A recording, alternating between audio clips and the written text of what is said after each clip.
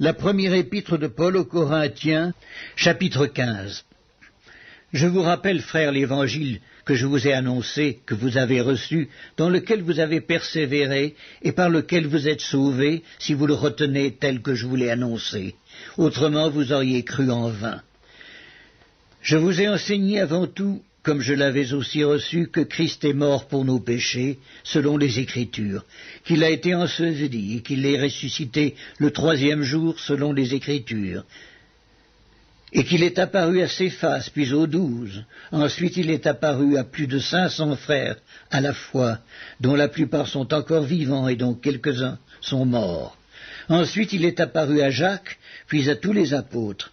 Après eux tous, il m'est aussi apparu à moi, comme à l'avorton, car je suis le moindre des apôtres. Je ne suis pas digne d'être appelé apôtre, parce que j'ai persécuté l'Église de Dieu. Par la grâce de Dieu, je suis ce que je suis, et sa grâce envers moi n'a pas été vaine. Loin de là, j'ai travaillé plus qu'eux tous, non pas moi toutefois, mais la grâce de Dieu qui est avec moi. Ainsi donc, que ce soit moi, que ce soit eux, voilà ce que nous prêchons, et c'est ce que vous avez cru. Or, si l'on prêche que Christ est ressuscité des morts, comment quelques-uns parmi vous disent-ils qu'il n'y a point de résurrection des morts? S'il n'y a point de résurrection des morts, Christ non plus n'est pas ressuscité. Et si Christ n'est pas ressuscité, notre prédication est donc vaine, et votre foi aussi est vaine. Il se trouve même que nous sommes de faux témoins à l'égard de Dieu, puisque nous avons témoigné contre Dieu qu'il a ressuscité Christ, tandis qu'il ne l'aurait pas ressuscité si les morts ne ressuscitent point. Car si les morts ne ressuscitent point, Christ non plus n'est pas ressuscité.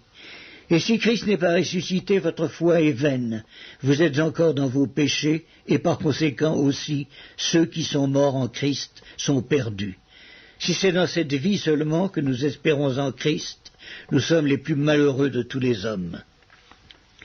Mais maintenant, Christ est ressuscité des morts, il est les prémices de ceux qui sont morts.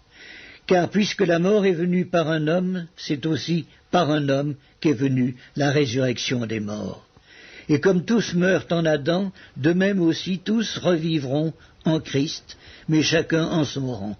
Christ comme prémisse, puis ceux qui appartiennent à Christ lors de son avènement.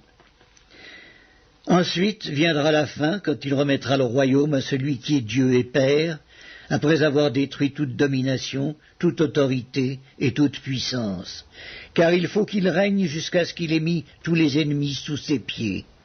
Le dernier ennemi qui sera détruit, c'est la mort.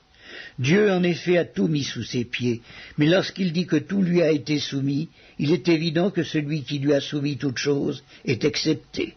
Et lorsque toutes choses lui auront été soumises, alors le Fils lui-même sera soumis à celui qui lui a soumis toutes choses, afin que Dieu soit tout en tous. Autrement, que feraient ceux qui se font baptiser pour les morts? Si les morts ne ressuscitent absolument pas, pourquoi se font-ils baptiser pour eux? Et nous, pourquoi sommes-nous à toute heure en péril? Chaque jour je suis exposé à la mort, je l'atteste, frères, par la gloire dont vous êtes pour moi le sujet, en Jésus-Christ notre Seigneur. Si c'est dans des vues humaines que j'ai combattu contre les bêtes à Éphèse, quel avantage m'en revient-il? Si les morts ne ressuscitent pas, mangeons et buvons, car demain nous mourrons. Ne vous y trompez pas, les mauvaises compagnies corrompent les bonnes mœurs. Revenez à vous-même comme il est convenable et ne péchez point, car quelques-uns ne connaissent pas Dieu, je le dis, à votre honte. Mais quelqu'un dira, comment les morts ressuscitent-ils et avec quel corps viennent-ils? Insensé, ce que tu sèmes ne reprend point vie s'il ne meurt. Et ce que tu sèmes, ce n'est pas le corps qui naîtra, c'est un simple grain, de blé peut-être, ou de quelque autre semence. Puis Dieu lui donne un corps comme il lui plaît, et à chaque semence, il donne un corps qui lui est propre. Toute chair n'est pas la même chair, mais autre est la chair des hommes, autre celle des quadrupèdes, autre celle des oiseaux, autre celle des poissons. Il y a aussi des corps célestes et des corps terrestres, mais autre est l'éclat des corps célestes, autre celui des corps terrestres. Autre est l'éclat du soleil, autre l'éclat de la lune, et autre l'éclat des étoiles. Même une étoile diffère en éclat d'une autre étoile. Ainsi en est-il de la résurrection des morts. Le corps est semé corruptible, il ressuscite incorruptible. Il est semé méprisable, il ressuscite glorieux. Il est semé infirme, il ressuscite plein de force. Il est semé corps animal, il ressuscite corps spirituel. S'il y a un corps animal, il y a aussi un corps spirituel. C'est pourquoi il est écrit, le premier homme, Adam, devint une âme vivante. Le dernier Adam est devenu un esprit vivifiant. Mais ce qui est spirituel n'est pas le premier, c'est ce qui est animal. Ce qui est spirituel vient ensuite. Le premier homme tiré de la terre est terrestre, le second homme est du ciel. Tel est le terrestre, tels sont aussi les terrestres, et tel est le céleste, tels sont aussi les célestes. Et de même que nous avons porté l'image du terrestre, nous porterons aussi l'image du céleste. Ce que je dis, frères, c'est que la chair et le sang ne peuvent hériter le royaume de Dieu, et que la corruption n'hérite pas l'incorruptibilité. Voici, je vous dis un mystère. Nous ne mourrons pas tous, mais tous nous serons changés en un instant, en un clin d'œil, à la dernière trompette. La trompette sonnera et les morts ressusciteront incorruptibles, et nous serons changés.